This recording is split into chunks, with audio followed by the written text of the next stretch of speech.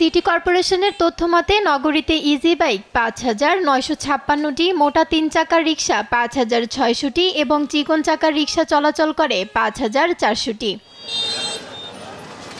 বিদ্যুৎ প্রকৌশলীদের হিসাবে একটি ইজি বাইকের ৫টি ১২ ভোল্টের ব্যাটারিতে ১.৭৫ কিলোওয়াট থেকে ২ কিলোওয়াট ক্ষমতা থাকে। গড়ে ১.৫ কিলোওয়াট ধরে একটি ইজি বাইকে ৮ থেকে ৯ ঘন্টা চার্জ দিলে বিদ্যুৎ খরচ হয় ১৪ ইউনিট। অর্থাৎ নগরীতে দৈনিক ৩,০০০ ইজি বাইক বিদ্যুৎ খরচ করছে ৪২,০০০ ইউনিট। ৪টি ১২ ভোল্টের ব্যাটারি যুক্ত একটি অটোরিকশায় ৮ ঘন্টা চার্জ দিতে দিনে বিদ্যুৎ ব্যবহার হয় ১১.২ ইউনিট। দৈনিক নগরীতে চলা ২,৮০০টি মোটা চাকার রিকশায় বিদ্যুৎ খরচ হয় ৩১,৩৬০ ইউনিট। বাকি ৩০ অ্যাম্পিয়ার ব্যাটারির চিকন চাকার রিকশা ভ্যানে দৈনিক প্রায় ২৫,০০০ ইউনিট বিদ্যুৎ খরচ হয়। এতে লোডশেডিং বাড়ায় ভোগান্তি বেড়েছে বিদ্যুৎ গ্রাহকদের। ১৪ থেকে ১৫ ইউনিট এরকম কারেন্ট পুড়ে।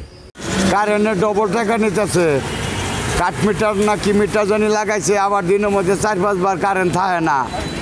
অনেক সমস্যা হয়, পানি থাকে না, আলো থাকে না, দোকানদারি করতে খুব সমস্যা হয়। নাগরিক নেতারা বলছেন, ব্যাটারি চালিত যানে যেমন বিদ্যুৎ অপচয় হচ্ছে, তেমন যানজটেও মানুষের ভোগান্তি পোহাতে হচ্ছে। যদিও বিদ্যুৎ বিভাগের দাবি, এসব যানে ব্যয় হওয়া বিদ্যুতের প্রভাব পড়ছে না জনজীবনে। সব ইজি বাইক, অটো রিক্সা এবং ওই ব্যাটারি চালিত রিক্সা পুরো শহরটাকে খেয়ে ফেলেছে। এটার জন্য অন্য গাড়িগুলো চলতে পারতেছে না এবং তারা একটা হিউজ পরিমাণ বিদ্যুৎ কনজিউম করে।